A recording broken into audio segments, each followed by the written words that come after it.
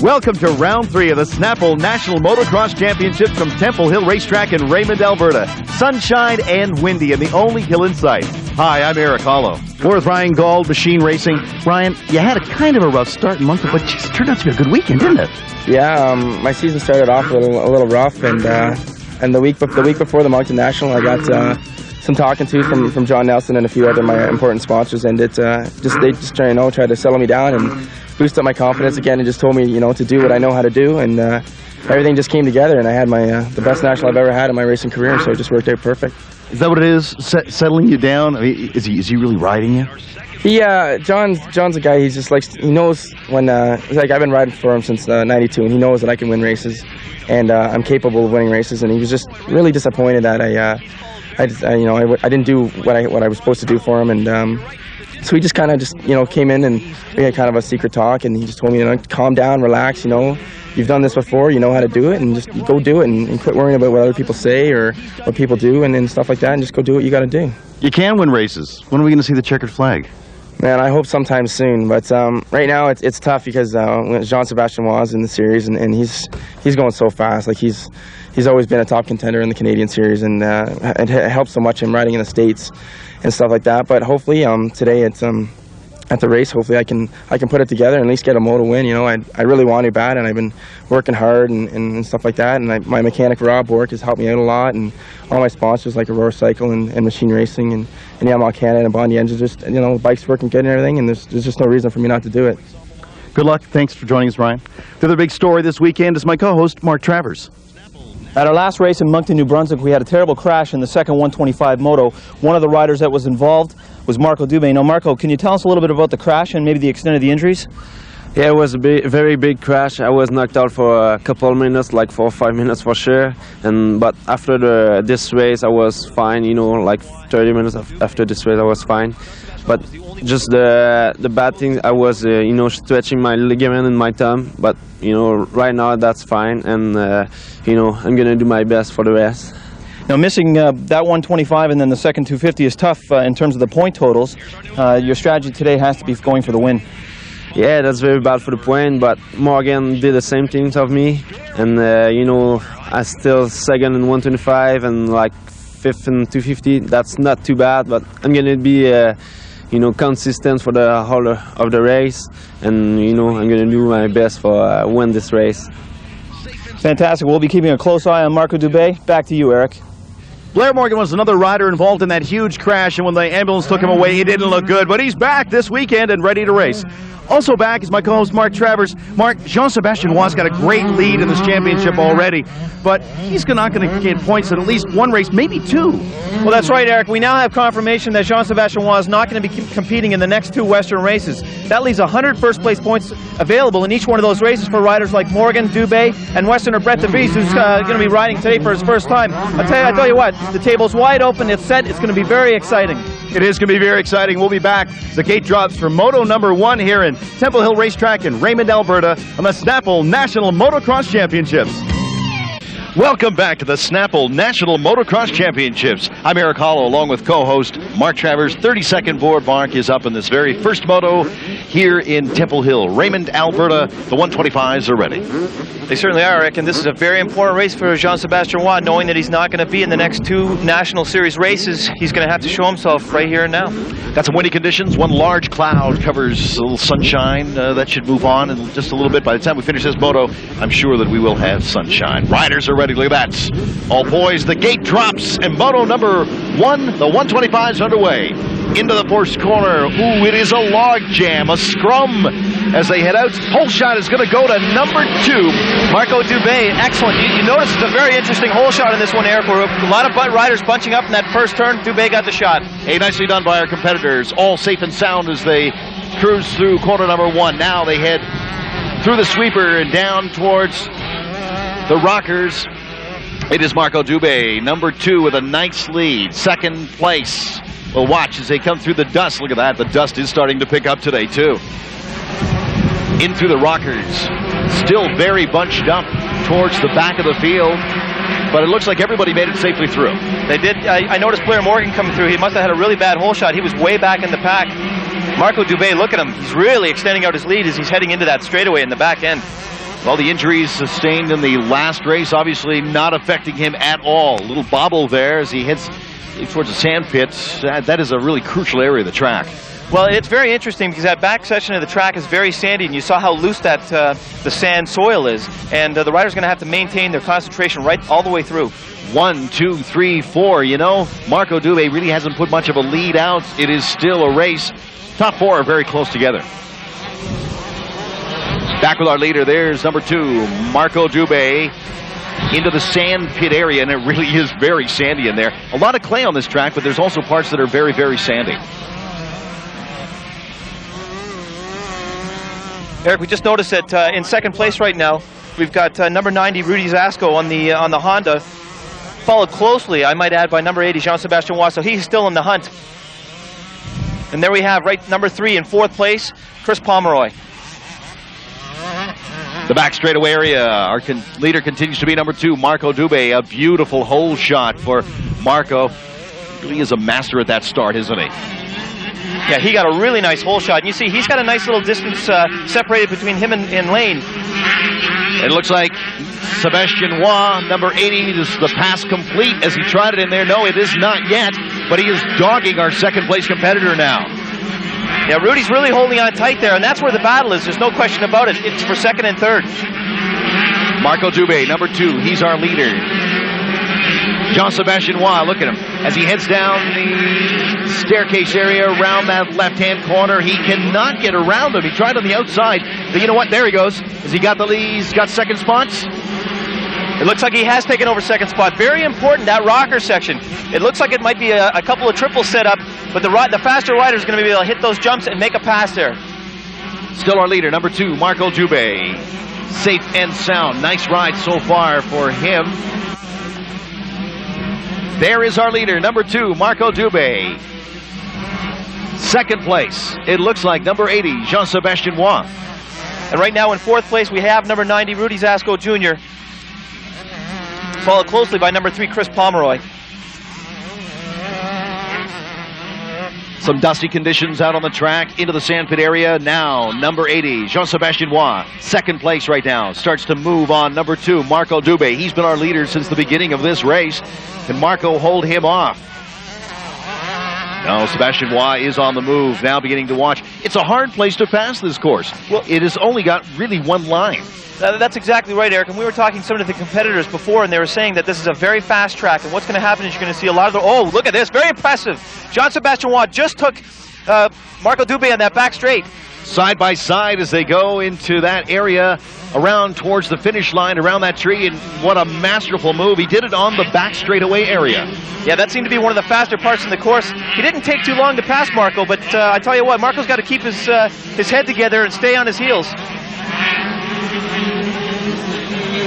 And number 562, we've got one of our competitors up there in the top 5 right now, one that we haven't seen so far this year.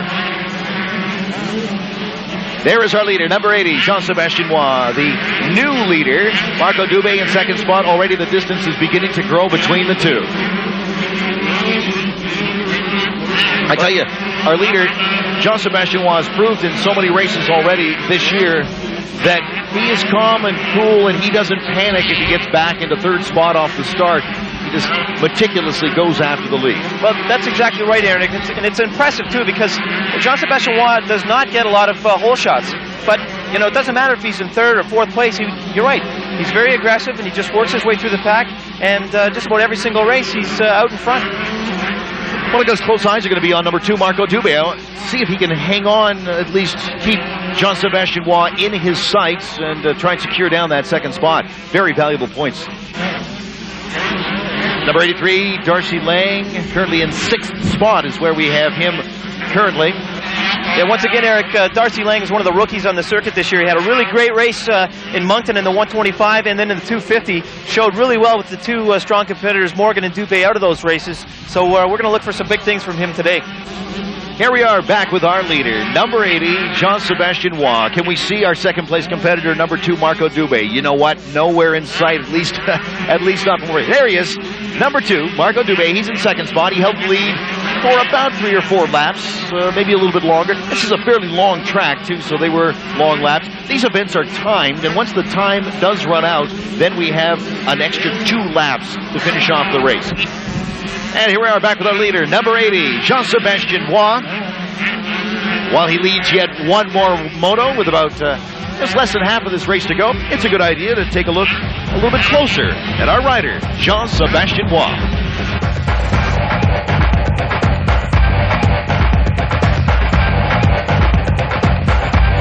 I was very excited yesterday when I saw Jean-Sébastien get off the plane, and I noticed he has the new do. Do you think you could pull that hat off and model it for us? Because we're very interested. Do you have a new marketing program going on there or something like that? What do you think?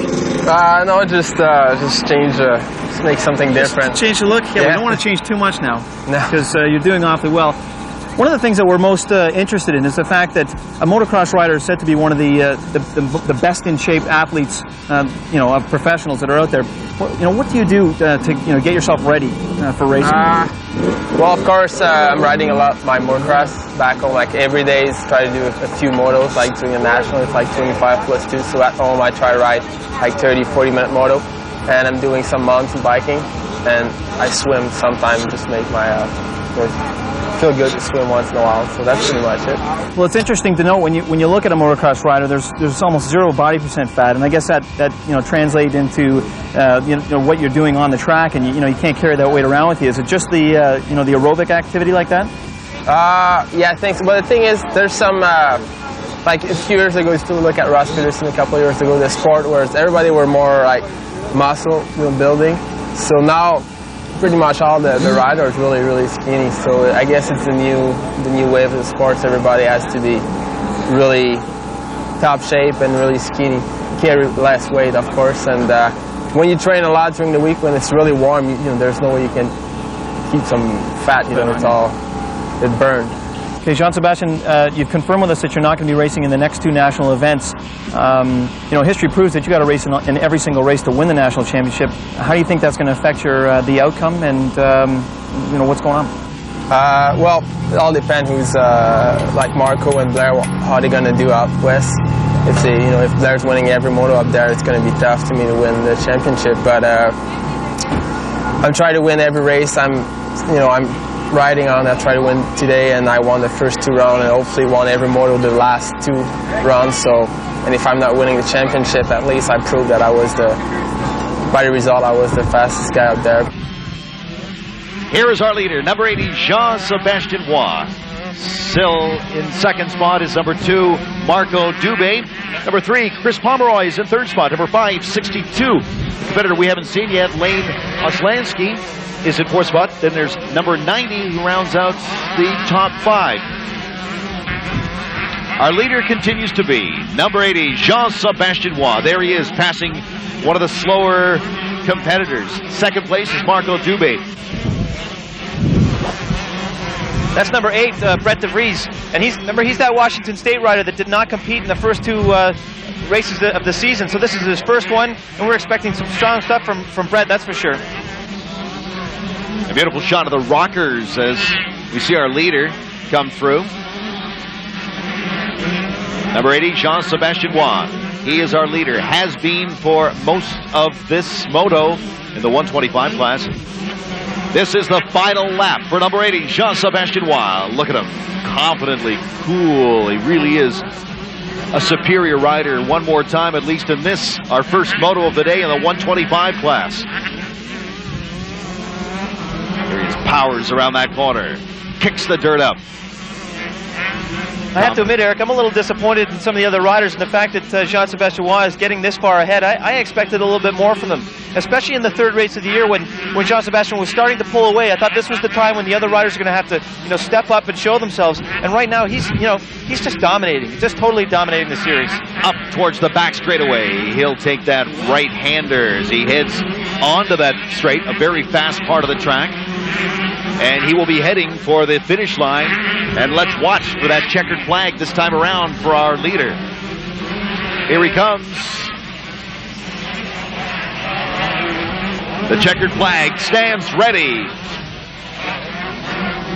Jean-Sebastien Roy, number 80, grabs the win in Moto number 1 in the 125 class. Another domination by number 80. Followed closely, well, I wouldn't say closely, but followed in the second place by number 2, Marco Dubé. Number 3, Chris Pomeroy will take third spot. And then number 562. Hey, a great showing. Great showing for Lane Oslansky for Honda Canada and Blackfoot Motorsports. An excellent showing, actually. He actually started out a little bit further back and made his way up into fourth, and he's got to be happy with that. Welcome back to the Snapple Motocross Championships. Let's take a look at the results from the first 125 moto. Mark? Well, no surprises, first, second, and third, Eric, with Rod Dubé and Pomeroy. But how about number 562, Lane Oslansky in fourth place, and number 90, Rudy Zasko, picking up the fifth spot. It's a great race for those guys. Taking his warm-up lap there is number 119, Lance Ricard. Earlier we had a chance to talk to him about some track tips.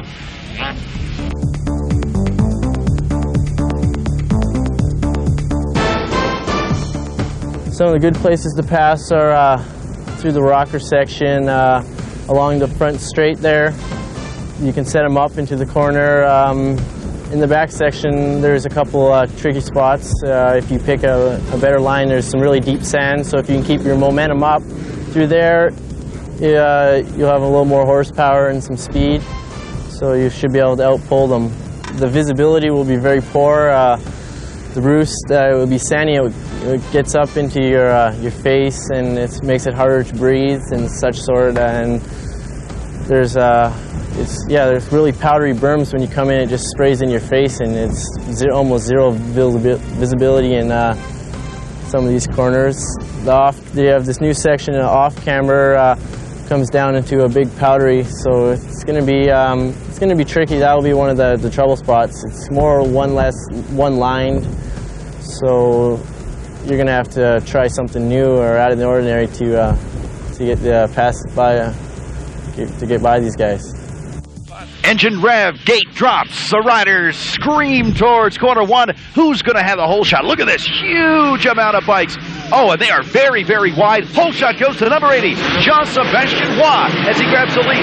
You know, you said to me earlier today that he's not necessarily going after the whole shot every time, but this time a beautiful job. It was followed closely by Blair Morgan, so that's nice to see Blair up the top of the pack right now. Let's hope that he's going to press Jean-Sebastien and make this into a real serious race. Number 3 sits third in that start. That is Chris Pomeroy. Then it's number 44 who sits in fourth spot. That's Chuck Mesley, also riding for the Machine Racing Honda team. Well, my goodness, it's been a lot of motos that Jean-Sebastien Roy has led, but very few of them that he's got the whole shot and led right off the bat. Yellow flag is now waving. That's number 2. Marco Dubé is involved in some sort of incident there. Look at that, his number's all torn for the back of that, so Marco is not going to be a factor in this race. That's a shame. He had such a nice first moto today. There he is. He's just cruising along now. It could be an injury, maybe a problem with the bike, but he doesn't look like he's going to be at all back into this race. There's our leader, safe and sound into the sandpit area. You said that the 250s are going to have an advantage in that sandpit area, a little more power. Well, yeah, they were mentioning that the 125s were getting bogged down into that loose sand, and that they were hoping that the 250 was going to have the power to pick them up and carry them through the bogged down sections. And I was also talking to Sebastian Roy. He said that he really likes his track. It's very fast, and he was excited about getting on his 250 and really pushing it in the second moto of the day. Number 1, Blair Morgan is right behind him. Well, as close as he can be at this stage. Let's see if Blair can keep him in his sights. But Eric, you know this is a very important race for Blair. He's been out of it for a lot of the races up to this point, and to get himself back in the groove, get himself back, get some confidence going, he's going to have to hang with Jean-Sebastien here in second spot and hopefully press him for first. Nice ruts beginning to develop in the track, and we mentioned in the first moto that there really is only one line in this track, so passing can be very, very difficult. Yeah, and again with the 250s, we noticed going into that sandpit area how they were able to accelerate a little bit quicker out of that corner because of the extra power in comparison to the 125s. And you're right, you watch Jean-Sebastien Roy ride, he is riding very fast, in total control of that bike, really, really kicking it out. There we got a good shot of Marco Dubé, Eric. He's back in the race. It's very important that these riders finish because if they get in the top 20, they're still going to get some valuable points towards their total. So you know for a fact that even though he crashed, he did not want a DNF, so he's back in the race, and hopefully he'll be able to make his way up into the top 20. Great shot of number 90, Rudy Zasco Jr., who sits in 5th spot right now. Has had a nice, solid race. Did lose a couple of spots, but now looks like has settled right down. Negotiates through the sandpit area. There's our leader, number 80, Jean-Sébastien Roy, led from the time the gate dropped to the waning minutes of this Moto number 1 in the 250 class. The man seems to be unstoppable, Mark. He certainly does, really showing his dominance now. And you know, when you're coming into the second moto of the day, the first of the 250, and he's got this kind of a lead on Blair Morgan, who's right behind him in second place. You know, same kind of lead that he had on Marco Dubé in the first 125. He's really dominating the circuit, really controlling the race, riding his own race, and that's a very important thing for him. Well, you consider our second place competitor and his teammate Blair Morgan are on very much the same equipment. The setups might be different depending on the rider's preferences, but really the same equipment. So the dominating factor has got to be the rider here. Yeah, and when you look at Jean-Sébastien Roy, there's no doubt about that he is in the best shape of all the riders. And big spill. The rider is down and up already very, very quickly. Eric, that was Sébastien Roy who had a crash coming to the top of that jump there. My goodness. So number 80, Jean-Sébastien Roy. Looks like his lead is such that he is able to hang on to it. But I don't think I've seen him fall all season, so it's a little bit of a surprise. My goodness. He looked like he's okay. He looked like he got up with no problems at all. Well, you know, that's exactly the kind of thing that Blair Morgan would have been looking for, is a little bob, a little stumble, or fall like that from Jean-Sébastien Roy, where he's going to be able to pick up those precious seconds and hopefully make a press for first place.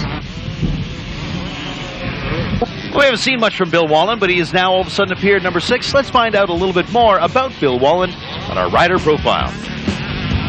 Rider Profile, the making of a national champion. Now, Bill, you're too young to be called a grandpa, but you are the oldest rider that's completing the full series this year. How do you compare yourself against some of the younger riders? Well, I've been riding pro class for about 12 years now, and I hope that some of the knowledge that I've got over the years will maybe pay off a bit. Well, you know, they say that you're only as old as you feel, so maybe that experience is going to help you, you know, when you're out on the track and maybe conserve your energy a little bit more. You're going to know where to exert. Some of the younger riders. Yeah, I hope I feel like I'm two 15-year-olds, not one 30-year-old. Now, you were mentioning before that when you were earlier in your riding career, you didn't have to train as hard. You always seem to have that extra reserve, but as you're getting older, you seem to have to, you're concentrating a little more on your pre-practice racing and whatnot. Yeah, I remember when I was 17, I didn't like stretch or anything. Now that I'm a little bit older, I make sure I stretch lots before I go out, so when I do fall off, it may not hurt so much. Is there anything new with the Honda this year? Yeah, the 125 has an aluminum frame, and it's like really solid, and I don't know, they're just overall really good bikes. Back with our leader, number 80, Jean-Sébastien Roy, as he comes to take the one-lap indication from our starter. He's down low in that sandpit area, Eric, and he's working his way into the back straightaway, getting close to the finish line to get that white flag for the last lap. Very fast part of the track. He negotiates. He had the one problem. Amazingly, he actually did make a mistake. Jean-Sébastien Roy is human, after all. It's amazing, after all the motos that he has led and laps that he has led so far this year. That's right, but with the distance that he had built up from first to second, you know, a crash like that didn't seem to affect his ride at all. One lap remains. One lap remains for number 80, Jean-Sébastien Roy. Now, where's Blair Morgan? Not only is it going to be a confidence boost, Eric, but it's also going to be some big points for his total, and he needs it. Our leader passes a slower bike into the sandpit area, powers his 250 machine out through there. A right-hander. He turns left. Now up to the hill. He'll turn right and enter the back straightaway area just before the final turn. We watch him to crest the hill.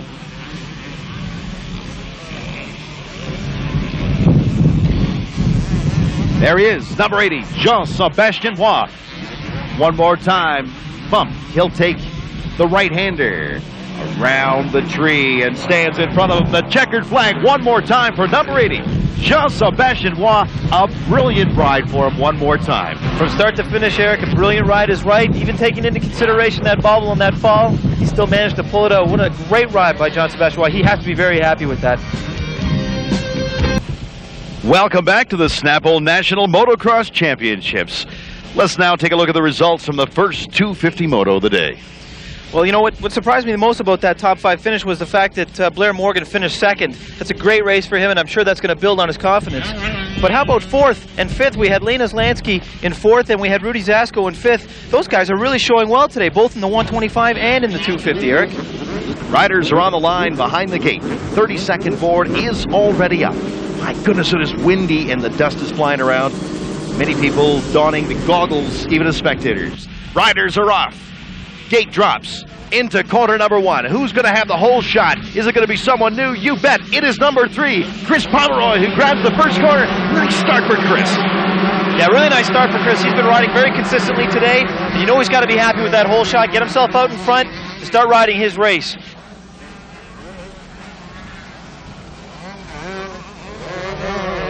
Chris had a couple leads last race in Moncton, but he wasn't able to hold them. Let's see what kind of defense he's able to mount here. Riders get through corner 1, all safe and sound. Looks like our entire field is away and down, and as you watch them going through the rockers, you can see the dust kicking up. Very windy, very dusty track now. That's going to make it a little tough for these competitors to see one another.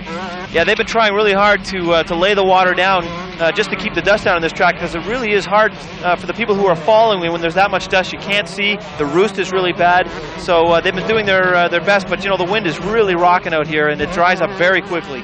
No dust for this man, our leader, number 3, Chris Pomeroy. He's away quite nicely and already beginning to pull away from 2nd, 3rd, and 4th place competitors, which very close, still not too far behind. Field all nice and tight as they get past third place. They're pretty tight in there.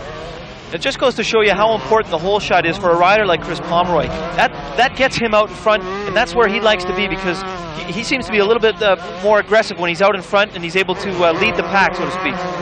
Into the sand pit they do it one more time. Turn the corner, nice right-hander. Big ruts created there from the day's racing already. Up towards the back straightaway. Still our leader, number 3, Chris Pomeroy. I mentioned consistent weekend for Chris, and he's got to be pleased with this start. He does, but just in case no one else has noticed, in 3rd spot right now, number 80, Jean-Sebastian Roy. Seems like a familiar spot for him starting out in 3rd place. So Chris is going to have to maintain his position and really work his defense well here. It is number 3, Chris Pomeroy. Looks like number 90 is in 2nd spot, but look at this. Here comes Jean-Sebastian Roy to try and make a move on him. All 3 very close now. There's our leader. No, he's okay. He's safe and sound. It's between number 90 and number 80. Yellow flag waves on the back of the course. There is a rider down. Jean-Sebastian Roy. Eric, Jean-Sebastian Roy just passed Rudy Zasko Jr. And has now taken over 2nd place. Now, it was very interesting.